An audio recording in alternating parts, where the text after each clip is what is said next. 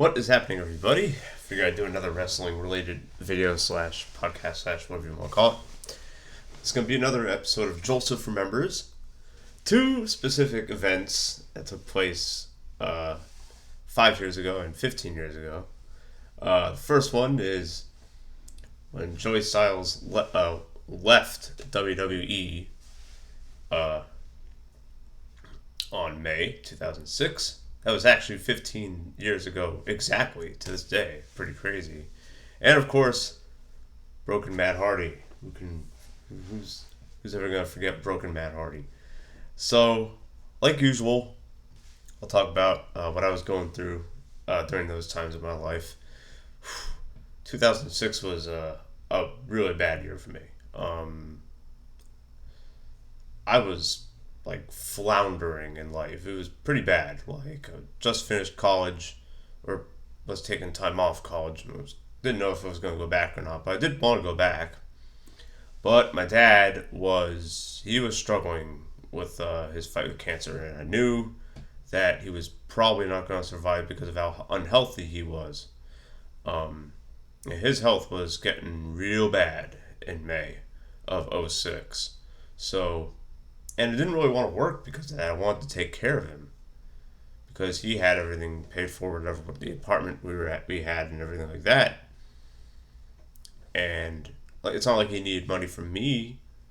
So I said to him, I'd rather spend my time taking care of you instead of going to a job and doing that kind of thing. You know what I mean? I'd rather just spend time with him.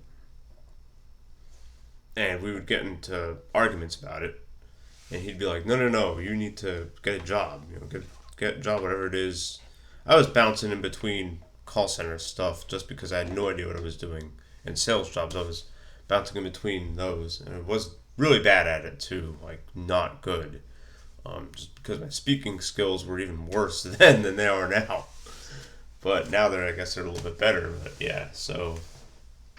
But that's what was going on in my life back then. And I wasn't really happy with a lot of stuff that was going on.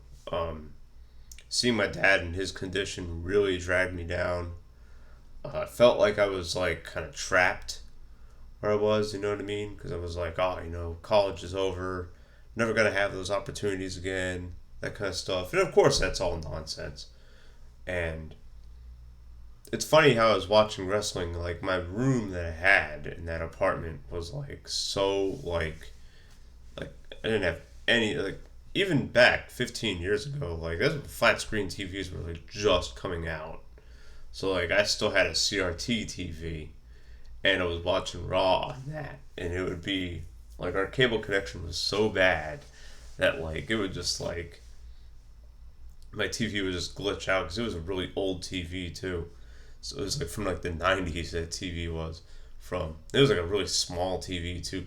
Like the monitor of my laptop was about the same size as the screen. My TV was like 14, like 16 inches TV.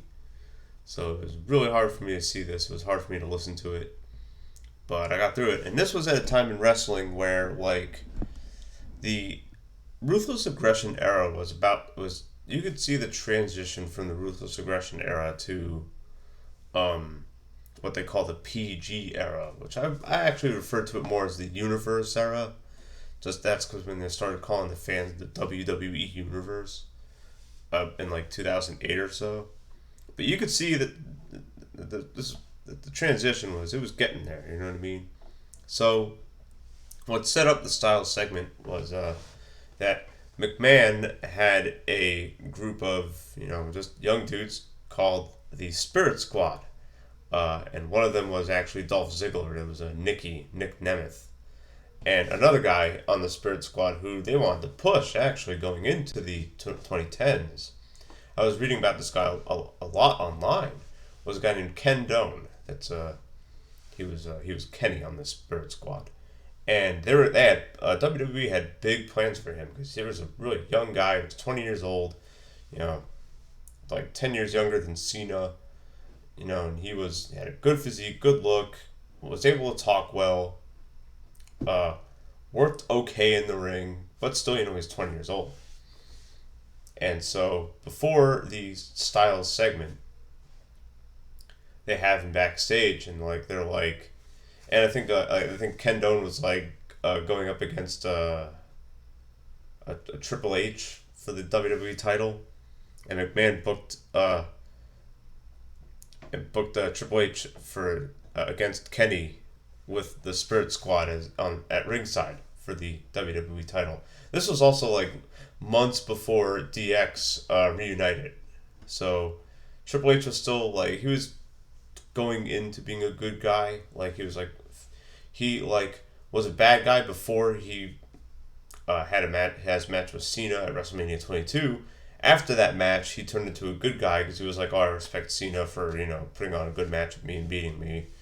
And then Vince McMahon was like, messing with him. So like, yeah, it was Triple H versus Vince McMahon now, going into the second quarter of 2006. So now Triple H is a good guy. So like, and Vince McMahon doesn't want him to have the title. He wants the Spirit Squad guys to have the title, preferably Kenny. So McMahon puts Triple H in that match, and backstage, like the Spirit Squad are kind of bullying Joey Styles. They're saying, "Oh, you know what? If this was ECW, you'd be like, oh my god, Kenny is the champion. Oh my god, that kind of stuff." They're like, they're just mocking him. They're mocking Joey Styles here, and he's not having it. And then after that segment, Styles goes to ringside to do the commentary stuff.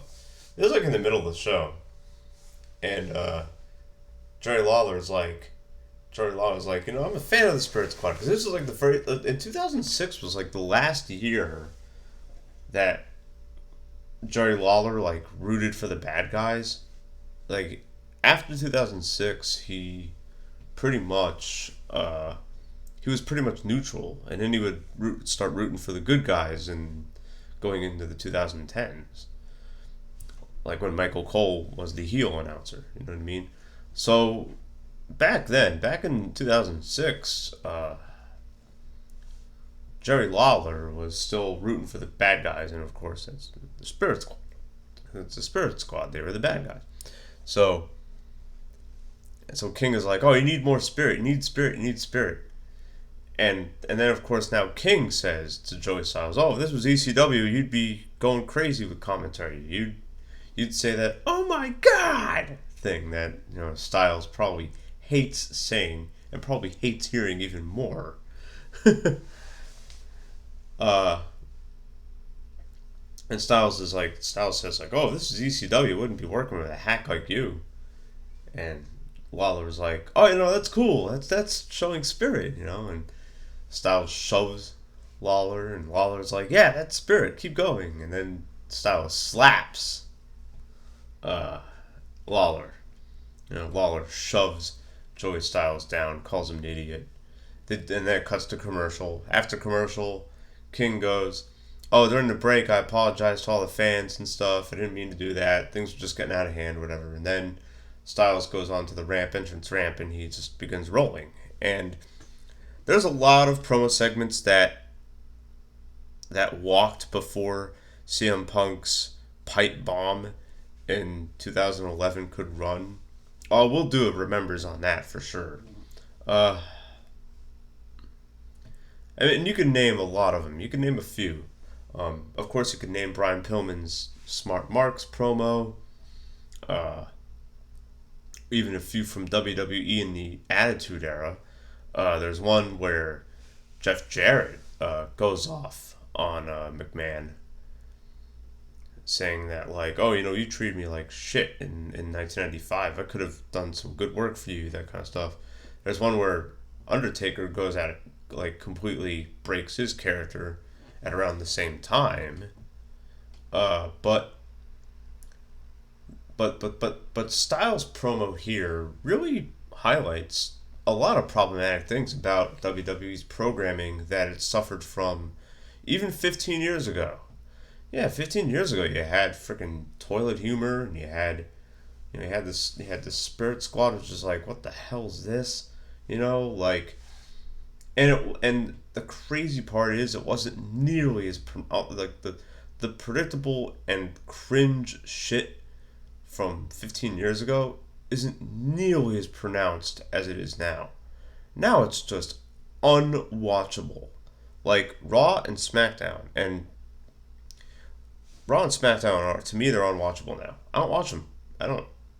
Like yesterday, I missed SmackDown. I watched like on YouTube just a clip of the Bryan versus Reigns match, and that was all I needed to see. Like it's become so stale and predictable. And Styles was like saying that in his promo. He was just saying that like, oh, I never needed this job. WWE called me because WWE had kayfabe fired Jim Ross. Jim Ross wanted some time off to take care of his health, I think, in October of '05. And so now it was time, and Ross wanted to go back to commentary. So it was a logical way to transition things. And Styles even says that. He says, "Oh, I got pulled from WrestleMania, and then I got pulled from Backlash." He's like, "I'm not good enough to call Backlash."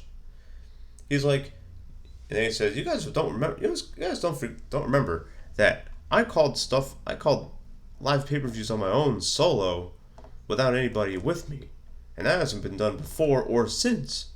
And I like that I said that. You know what I mean? And then he says he mocks God when he's talking about Vince McMahon, who, yes, this was right after, I believe, McMahon was like getting in Shawn Michaels' business too. And he was like, you know what? And it was like, I think it was after, because Backlash '06 was when, right? That was when Vince and Shane McMahon said to Michaels, "Oh, how about have God as a tag team partner?" And of course, it became a handicap match because God didn't show up, and so like, and Styles says that, he says, "Yo, he mocks freaking God. Like, are you serious?" So and of course that was all just to set up One Night Stand '06. I saw that coming. I even said that because I was on wrestling message boards back then, and I wasn't on anything crazy. It was just back in 2006. It was Game FAQs had a wrestling message board for WWE and for TNA wrestling, but they had a bigger one for WWE and they had a smaller one for TNA wrestling. And after it, I said, "Oh, that's just going to be a setup for One Night Stand '06," and most of us knew that, but it was still cool to see it. And it's still very out there. It was just like random, like, oh my God, what the hell did we just watch? So that was cool. And yeah, then Joey Styles wouldn't be on Raw, and they'd bring back Jim Ross and stuff like that. And then a month after, you had One Night Stand 2006, and you had that really cool episode of WWE versus ECW that took place, I think, the Wednesday in between Raw and SmackDown, before the go home shows, before One Night Stand 2006. That was a pretty cool show, and it had, I'll briefly talk about that one. It had Mick Foley, who had just turned heel because he didn't like ECW. And he had a really good promo, like on par with his Kane Dewey one, where he was like really mad at Terry Funk for like not acknowledging him and stuff like that. And I don't know if I can find it. I think it's I don't know if you can find it on the network on Peacock. I don't know what you can find on Peacock. I decided not to even like spend any money on them just because I don't like the way that they're going to be taking out certain stuff, certain programming. Like, okay, even if it didn't age well, like you should still have it, just to show that, look, this is not aged well. You can put disclaimers and stuff. You should do that. But anyways, whatever. However, Broken Matt Hardy, now that you could probably still find on Impact Plus. So let's go into that. So this was 5 years ago, 2016. So Matt Hardy, um, I think he came back to TNA Wrestling in, I want to say 2014, something like that. Had a few matches against EC3, Ethan Carter III, and he turned into he like developed a gimmick called Big Money Matt, and so he had that gimmick for about a year or so, and he won the Impact title, stuff like that, and they had him going into his like 69th feud with his brother Jeff, because they're always gonna have that. That's just always gonna be how it is. You know what I mean? Like, it's ridiculous. Um, and this was when Jeff was doing the Willow thing every now and then. You know what I mean? Just to spice up his character a little bit. And during one show of Impact, I know it was during May. I don't know when during the month it was. That's why I made this video on May 1st, because I knew exactly May 1st, '06 was when Styles had his promo. But with Broken Matt, it was it was sometime in May of 2016.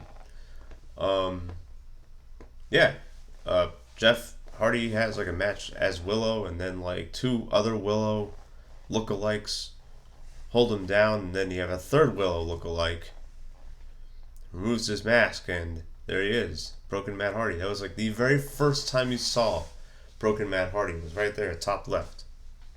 Like, that is the very first time, and you could tell he didn't perfect his whatever that accent was. I don't know. I don't know what kind of accent Broken Matt was using there. I don't know what it's called. But I watched this and I'm like, and I saw it. I only saw it because it was following Botchamania, because I didn't really watch Impact Wrestling. Because after like 2014, after Aces and Eights, I was like, I am done with watching anything on Impact. Aces and Eights started off really good, and then it just sucked. It's like, in terms of how shitty an invading group can be, Aces and Eights walked so that Retribution can run. But I didn't know that Broken Matt Hardy was doing things. And I saw that promo segment. I was like, what is going on here? And then that's what caused me to start my blog. So in 2016, I was just working as a shift manager at this gas station. That was pretty much right down the road from where I live. Um, and I was just phoning things in when it came to my vocation, when it came to everything really. And I was looking for something to do, something better to do, and I discovered freelance writing, freelance websites. And I'm like, you know what? I'm good at writing. I can do this. Let me do this. So one day I'm day drinking after my shift. Just get a couple beers after my shift. It's what I usually do. That's what I did back in the day. Whenever I worked graveyard shift, I would just buy a couple beers after my shift ended, and I would drink them, and that's how I'd go to bed. That's how I'd fall asleep. I had darkening windows. I had darkening darkening curtains. I don't have them now because I don't need them, because I just go to bed whenever I want. But back when I worked the graveyard, I had to do that. So yeah, I would drink whatever. I'd have a couple drinks and go to bed. So, but around 2016 ish, I started reading more and more about freelancing, about freelance people who do freelance writing, make videos like this for customers, draw stuff for customers, make what's it called, make logos, design stuff, build things for customers, do voiceover for customers. And I say, you know what, I could probably write stuff for clients. And so I'm day drinking, and I come across this website called Elance. Now it's Upwork, but even 5 years ago it was called Elance, I believe. Upwork took over it all in 2017. And so I'm sitting here, I'm like kind of buzzed, drunk, and I make this profile.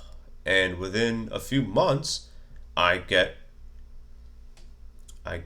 someone who wants me to edit podcast transcripts for him, for the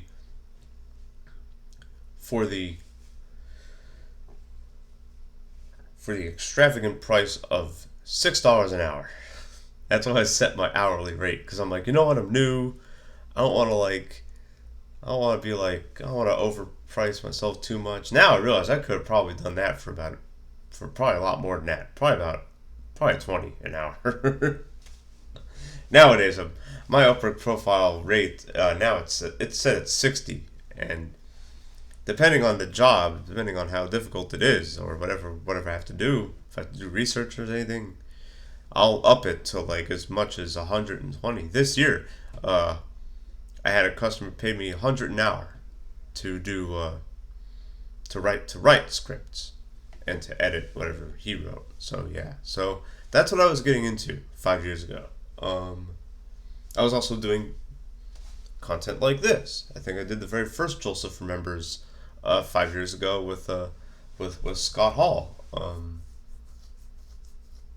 Was Scott Hall going to a WCW? That was on the 27th of this. That was on May 27th. So that's coming up. But I already did a video on that, so I'm not going to do that anymore. But yeah, so that's what happened with Broken Matt Hardy. Yeah, and for about a year straight, Broken Matt would be like the most talked about thing in wrestling. I do remember that very well. I remember going to WrestleMania 33, and I remember having a delete sign. This was, and the first iteration of Broken Matt, he didn't have the delete thing. He didn't start doing the delete.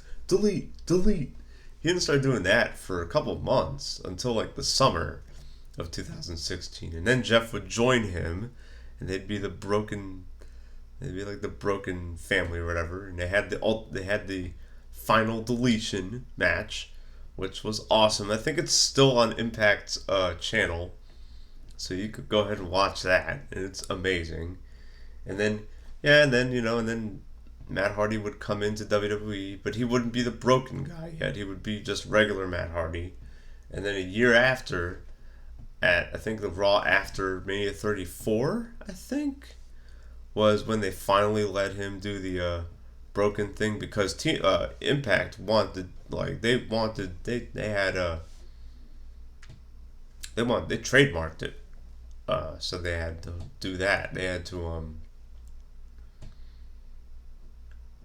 there was some legal action that had to be taken there. They had to do some kind of stuff. I remember Matt's wife tweeting about it a lot, saying, "Yo, man, like, you can't be doing that." And Impact really did both the Hardys wrong at around 2017, because, I mean, they were like making Impact more relevant than it was for the longest time. You know what I mean? But you're gonna say that that's your creation? Like, come on, man. So yeah, that was it.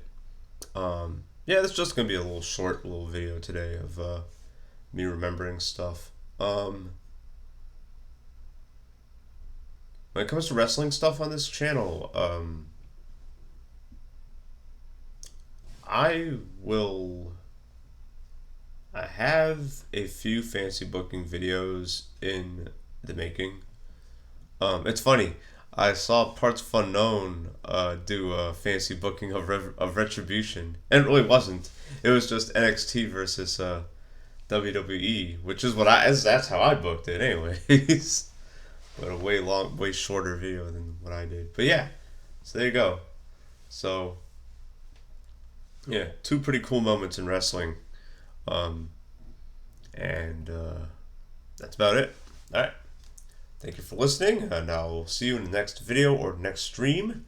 Take care.